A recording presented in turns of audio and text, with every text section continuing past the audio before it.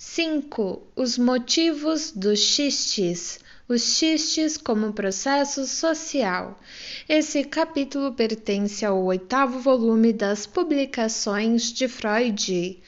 Poderia parecer supérfluo falar sobre os motivos dos xistes, já que o objetivo de conseguir prazer deve ser reconhecido como motivo suficiente da elaboração dos xistes. Mas, por um lado, não se pode excluir a possibilidade de que a produção dos xistes também partilhe outros motivos e, por outro lado, tendo em mente algumas experiências familiares, devemos levantar a questão geral dos determinantes subjetivos do xiste. 2 fatos em particular tornam essa atitude necessária, embora a elaboração do xiste seja um excelente método de derivar prazer dos processos psíquicos. É não o bastante evidente que nem todas as pessoas sejam capazes de utilizar tal método. A elaboração do xiste não está ao dispor de todos e apenas alguns dispõem dela consideravelmente. Estes últimos são distinguidos como tendo espírito, entre colchetes, Witse. O espírito aparece nessa conexão como uma capacidade especial, mais do que como uma fonte das velhas faculdades mentais. Parece emergir inteiramente, independente das outras, tais como a inteligência, imaginação, memória, etc. Devemos, portanto, presumir nessas pessoas espirituosas a presença de disposições especiais, herdadas ou de determinantes psíquicos que permitem ou favorecem a elaboração do xiste. Temo não ir muito longe explorando essa questão. Podemos ter sucesso em apenas algumas ocasiões ao avançar da compreensão de um xiste particular ao conhecimento dos determinantes subjetivos na mente da pessoa que o faz. É uma notável coincidência que precisamente o xiste pelo qual começamos nossas investigações da técnica dos xistes nos forneça um vislumbre dos determinantes subjetivos do xiste. Refiro-me ao xiste de Heine, também considerado por Heymans e Lipps. Abre aspas, sentei-me ao lado de Salomon Rothschild e ele tratou-me como um seu igual, bem familionariamente, fecha aspas, abre parênteses, Bader von Lucca, fecha parênteses. Heine põe esse comentário na boca de um personagem cômico, Hirsch Hinsinti, um vendedor de loterias em Hamburgo, calista e um valete profissional do aristocrático barão Cristoforo Gumpelino, abre parênteses, inicialmente Gumpel, fecha parênteses. O poeta evidentemente se compraz na criação de um Hirsch Hinsinti extremamente loquaz em discursos os mais divertidos e ousados, permitindo-lhe mesmo mostrar a filosofia prática de um Sancho Panza. É pena que Heine, que, ao que parece, não tinha gosto pela criação dramática, abandonasse tão cedo esse delicioso personagem. Não há apenas algumas passagens em que o poeta parece estar falando de si próprio. sob um débil disfarce através da boca de Hirsch Hyacinth ou Hyacinth. Em breve aparece a certeza de que o personagem é simplesmente uma autoparódia. Hirsch explica as razões que o levaram a desistir de seu antigo nome, fazendo-se agora chamar Hyacinth. Continua, abre aspas, a ulterior vantagem de que já tenho um H em meu sinete, de modo que não preciso gravar um novo, fecha aspas. Mas Heine efetuou a mesma economia quando, em seu batismo, trocou seu primeiro nome de Harry para Heinrich.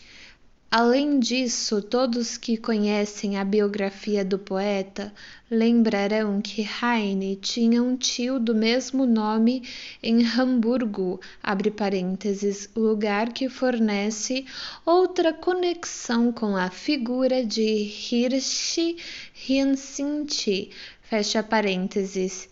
Tio que, sendo o rico da família, desempenhou papel importante em sua vida.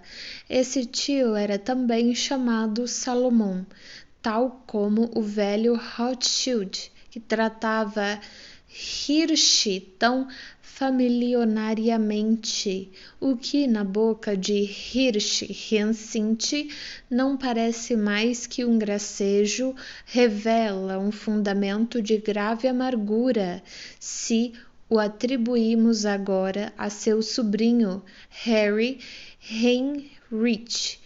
Afinal, este era da família, e sabemos que nutria um ardente desejo de casar-se com a filha do tal tio, mas a prima o rejeitou e o tio sempre o tratou bem familiarmente, como a um parente pobre.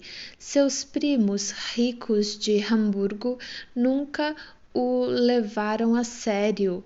Lembrou-me de uma história contada por velha tia minha que se casara na família de Heine, a qual certo dia, quando era uma jovem atraente, sentada à mesa de jantar familiar, surpreendera-se com a presença de uma pessoa que lhe parecia indesejada e tratada com desprezo pelo resto dos convivas. Ela própria não encontrou nenhuma razão para mostrar-se mais afável com ele.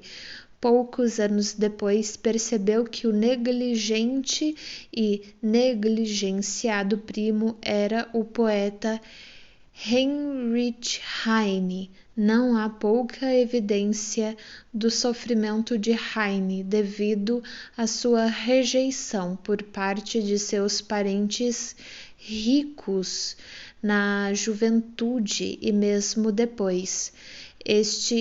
O solo da emoção subjetiva que o xiste familiarmente faz saltar. A presença de determinantes subjetivos similares pode ser suspeitada nos xistes de algum outro grande zombador, mas não sei de nenhum outro em que isso possa ser demonstrado tão convincentemente. Por esta razão, não é fácil tentar fazer asserção mais definida sobre a natureza desses determinantes pessoais. Na verdade, em geral, não me inclino a reivindicar complicados determinantes para a origem de todo xiste individual. Nem são os xistes produzidos por outros homens famosos mais facilmente acessíveis a nosso exame. Temos a impressão de que os determinantes subjetivos da elaboração do xiste, com frequência, não se situam muito longe daqueles determinantes das doenças neuróticas, travessão. Basta considerarmos, por exemplo, Lichtenberg, homem gravemente hipocondríaco, com toda espécie de excentricidades. A grande maioria dos xistes, entretanto, em especial aqueles constantemente produzidos em conexão com os eventos do dia, circulam anonimamente. Seria curioso saber de que tipo de gente se originam tais produções. Se, como médico, tem-se ocasião de travar conhecimento com uma dessas pessoas que, não sendo notáveis sob outros aspectos, são bem conhecidas em seu meio como piadistas ou inventores de muitos xistes viáveis, pode ser surpreendente descobrir que o piadista é uma personalidade dividida, propensa a doenças neuróticas.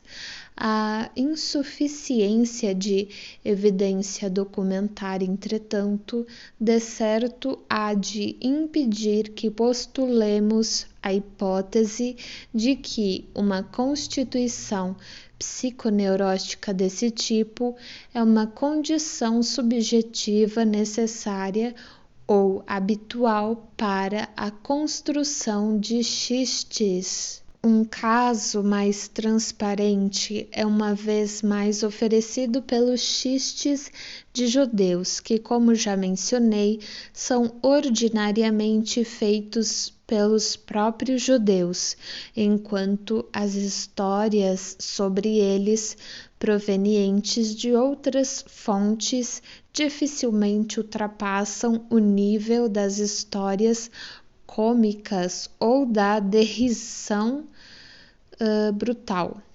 O que determina a participação deles nos xistes parece ser o mesmo fator que ocorre no caso do xiste de Heine, familionariamente. Sua importância parece consistir no fato de que a pessoa envolvida considera difícil a crítica ou a agressividade na medida em que estas sejam diretas, sendo possível apenas ao longo de trajetos tortuosos. Outros fatores subjetivos que determinam ou favorecem a elaboração do xiste estão menos envoltos na obscuridade. O motivo que força a produção de xistes inocentes é, não sem frequência, uma ambiciosa vontade de mostrar a própria inteligência, exibir-se, um instinto que pode ser equiparado ao exibicionismo no campo sexual. A presença de numerosos instintos inibidos, cuja supressão reteve certo grau de instabilidade, fornecerá a disposição mais favorável à produção de xistes tendenciosos. Assim, os componentes individuais da constituição sexual de uma pessoa podem, particularmente, aparecer como motivos para a construção de um xiste. Toda uma classe de xistes obscenos permite que se infira a presença de uma inclinação oculta ao exibicionismo em seus inventores. Xistes tendenciosos agressivos têm melhor sorte com pessoas em cuja sexualidade é demonstrável um poderoso componente sádico, mais ou menos inibido na vida real. O segundo fato que requer uma investigação da determinação subjetiva dos xistes é a experiência geralmente reconhecida de que ninguém se contenta em fazer um xiste apenas para si. O impulso de contar o xiste a alguém está inextricavelmente ligado à elaboração do xiste. De fato, o impulso é tão forte que frequentemente se processa a despeito de sérias apreensões. Também, no caso do cômico, contá-lo a mais alguém produz prazer, mas a solicitação não é tão peremptória. Se alguém acha alguma coisa cômica, pode divertir-se consigo mesmo. Um xiste, pelo contrário, deve ser contado a alguém mais. O processo psíquico da construção de um xiste não parece terminado quando o xiste ocorre a alguém. Permanece algo que procura, pela comunicação da ideia, levar o desconhecido processo de construção do xiste a uma conclusão. Não podemos, em primeira instância, adivinhar qual possa ser a base do impulso de comunicar o xiste. Podemos, porém, constatar outra peculiaridade nos xistes que os distingue do cômico. Se encontro algo cômico, posso rir gostosamente, embora seja verdade que também me satisfaço se posso fazer alguém mais rir, contando-lhe o fato. Mas eu próprio não posso rir de um xiste que me tenha ocorrido ou que eu tenha inventado, a despeito do inequívoco prazer que o xiste me dá. É possível que minha necessidade de comunicar o xiste a mais alguém esteja de algum modo conectada à gargalhada que produz. Gargalhada esta que me é negada, mas que se manifesta em outra pessoa. Por que é então que não me rio de meu próprio xiste? Que parte nele é desempenhada pela outra pessoa? Examinaremos primeiramente a segunda questão. No caso do cômico, duas pessoas em geral são envolvidas, além de mim, a pessoa em que constato algo de cômico. Se as coisas inanimadas parecem-me cômicas, isto se deve a uma espécie de personificação, que não é de ocorrência rara em nossa vida ideacional. O processo cômico se satisfaz com essas duas pessoas, o eu e a pessoa que é o objeto. Uma terceira pessoa pode intervir, mas não é essencial. O xiste no estágio inicial, enquanto jogo com as palavras e pensamentos, prescinde de uma pessoa como objeto, mas já no estágio preliminar de gracejo, se consegue salvar o jogo e o nonsense dos protestos da razão, isso requer uma outra pessoa a quem se possa comunicar o resultado. Essa segunda pessoa, no caso dos xistes, não corresponde à pessoa que é o objeto, mas à terceira pessoa, a outra pessoa no caso do cômico.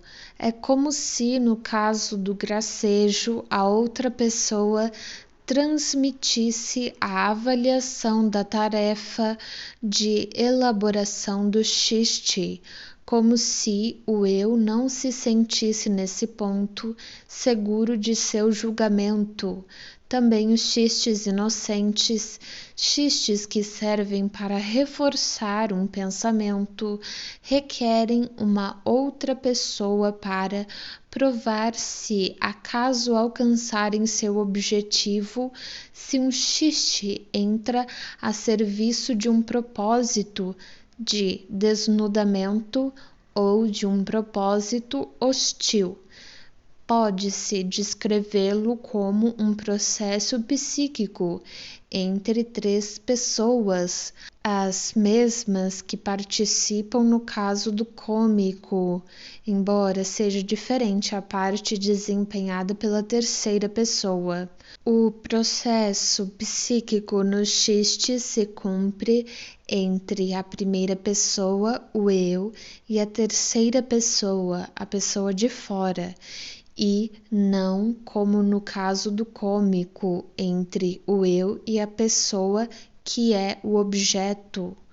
Os xistes são confrontados pelos determinantes subjetivos, também no caso da terceira pessoa, podendo estes determinantes tornar inatingível sua meta de produzir excitação gratificante, como nos lembra Shakespeare, abre parênteses, loves, labors,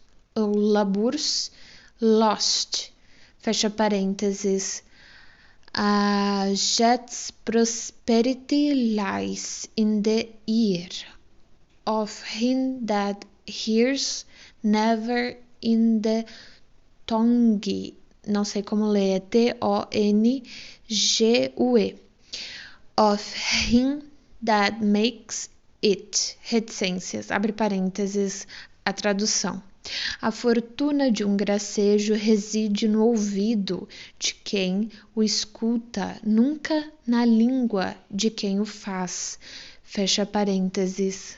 Uma pessoa dominada por uma disposição voltada para pensamentos sérios não serve para confirmar o sucesso de um gracejo na liberação do prazer verbal.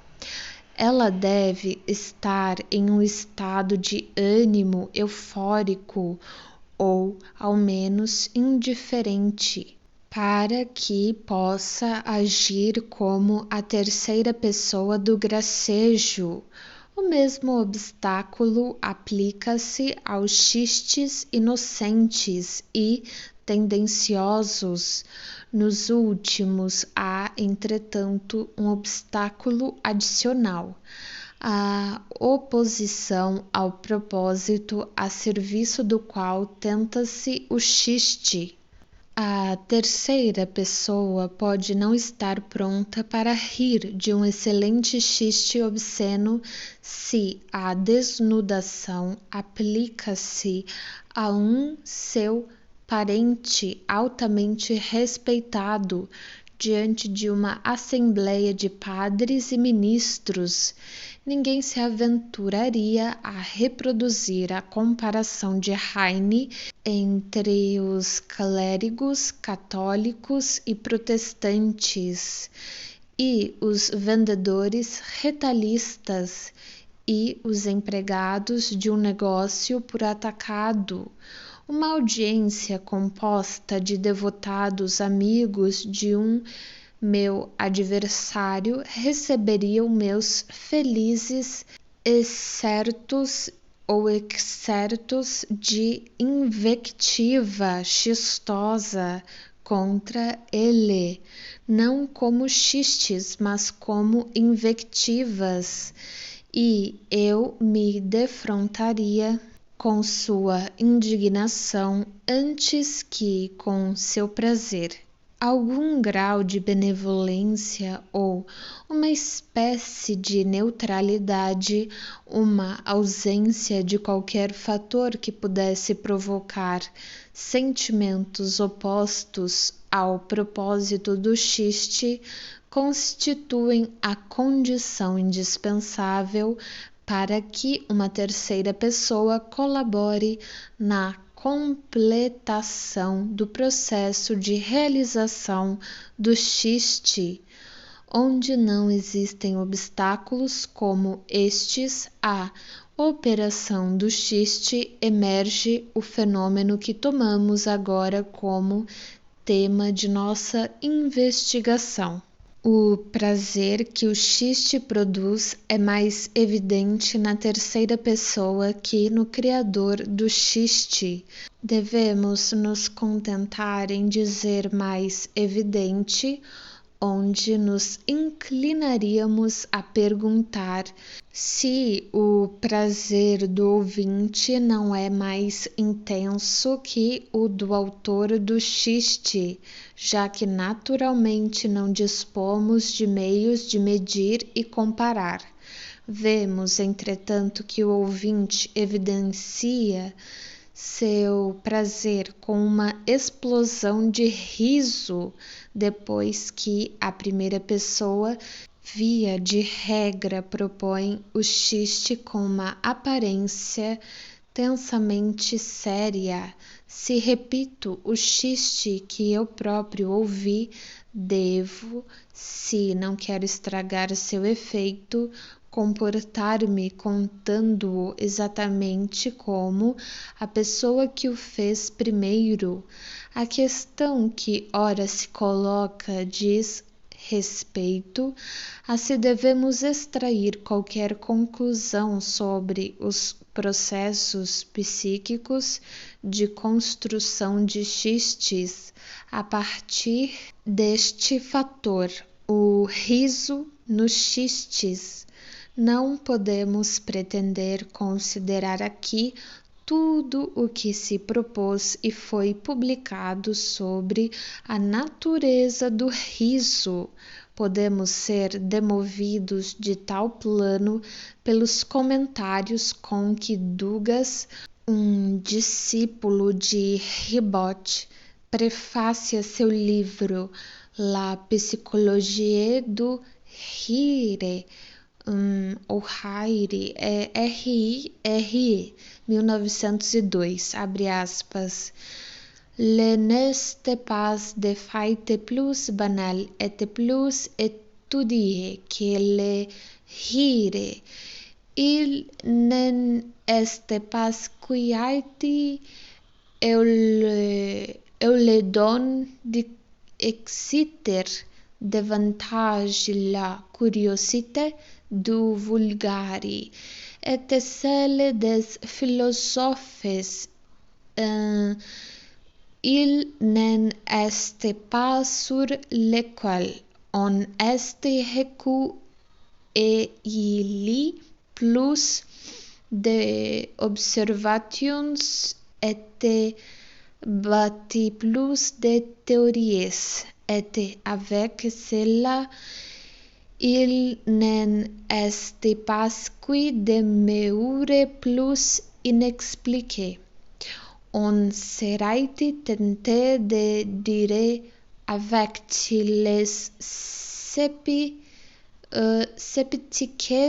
qu'il faut être content de rire et de ne pas chercher à savoir pour qui on hérite de entendre que peut être la réflexion. Tous les rires et qu'il serait alors contradictoire que elle en découvrit les causes. Fecha aspas. Lembrando que eu não falo essa língua, mas tentei ler o mais próximo possível do que eu imagino ser.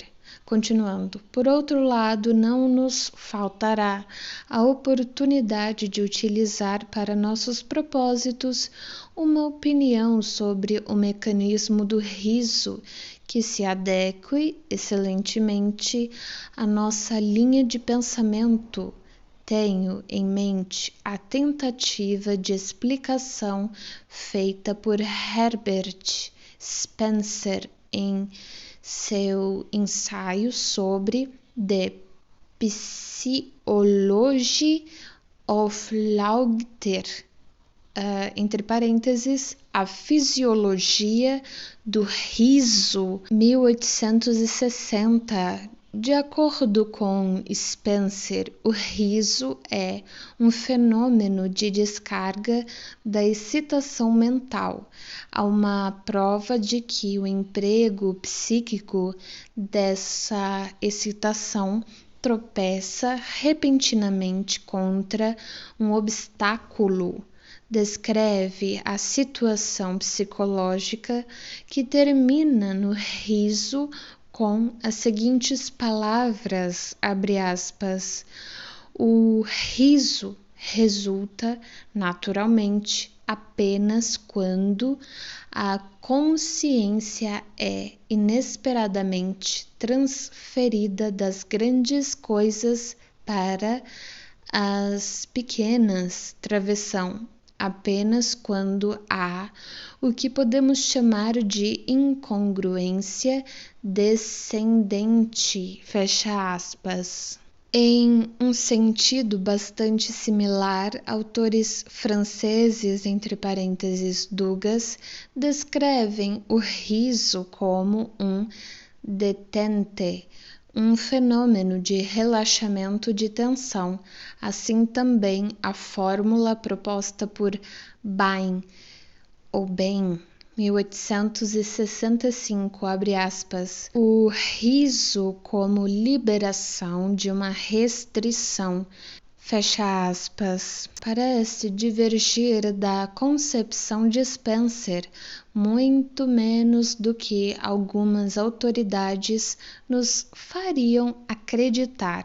Não obstante, sentimos necessidade de modificar a noção de Spencer, em parte para dar forma mais definitiva às ideias nela contidas, e em parte para modificá-las. Devíamos dizer que o riso se dá quando uma cota de energia psíquica usada anteriormente para a catexia de trajetos psíquicos particulares torna-se inutilizável, de modo que essa energia pode encontrar descarga livre.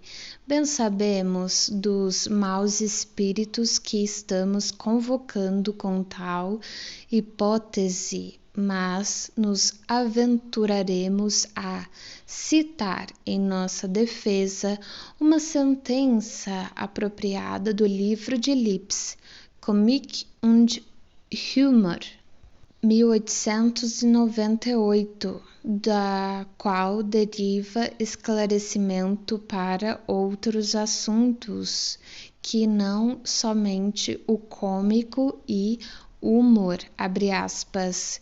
Finalmente, problemas psicológicos específicos sempre levam a um aprofundamento na psicologia, de modo que, no fundo, nenhum problema psicológico pode ser tratado isoladamente. Fecha aspas. Os conceitos de energia psíquica e de descarga, tanto como o tratamento da energia psíquica enquanto quantidade, têm sido habituais em minhas reflexões desde que comecei a organizar os fatos da psicopatologia filosoficamente. Já em meu livro A Interpretação dos Sonhos, em 1900, tentei, no mesmo sentido que Lipps, estabelecer o fato de que, abre aspas, realmente efetivos psiquicamente, fecha aspas, são os processos psíquicos em si mesmos inconscientes, não o conteúdo da consciência.